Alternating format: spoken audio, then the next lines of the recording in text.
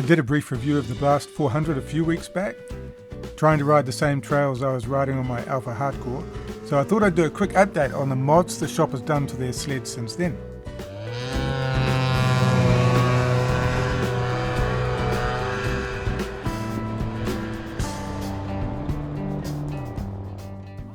First thing they did was the exhaust. They put a modified aftermarket can for a C-Tech 600, which they cut down, increased the internal hole pattern and repacked. Apparently the muffler that comes standard on the Blast is identical to the one used on a C-Tech 800. So if you change out the can on your Blast, you're at least going to save a good chunk of weight. I guess some people will hate this new sound and some will love it.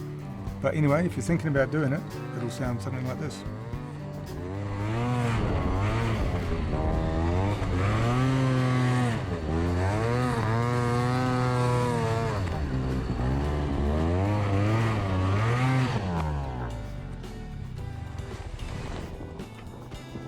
They've also replaced the front and rear shocks and lifted the rear of the sled by 45mm, a couple of inches.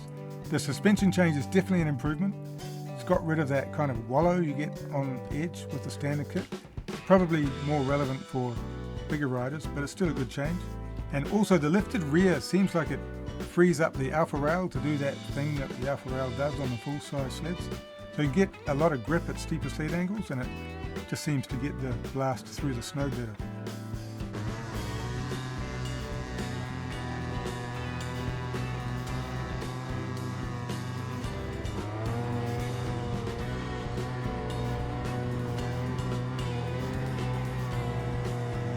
It doesn't get rid of that skidoo feeling of the steering though.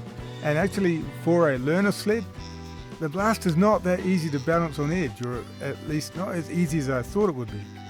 Just like my G4 Summit, it's predictable in consistent snow, but when you get conflicting forces acting on the ski with hard snow or lumps, or just a change in snow density, it wants to bring the sled back upright or just throw random spasms at you. The handlebars almost never stop moving. It reminds me of that line in Chicken Hawk by Robert Mason, where the rookie pilot is wondering why the cyclic is moving around so much, until his instructor tells him, "I didn't say it doesn't move much, I said you don't move it much." And I think that might be the key to the Blast and the skidoo steering, because the handlebars move a lot, but you don't move them much, or something like that. I don't really know.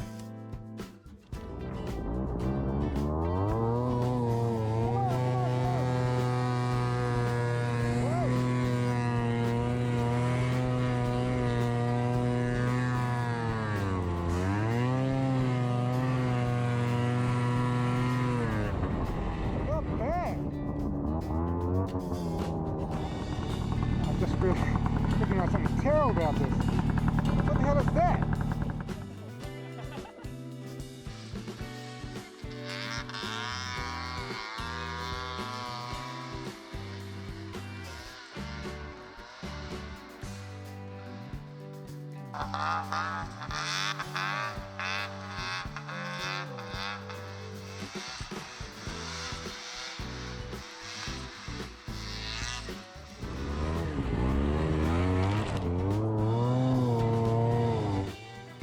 The guys are thinking of doing some clutching to get the thing to engage closer to the power band, but it's all a matter of interpretation.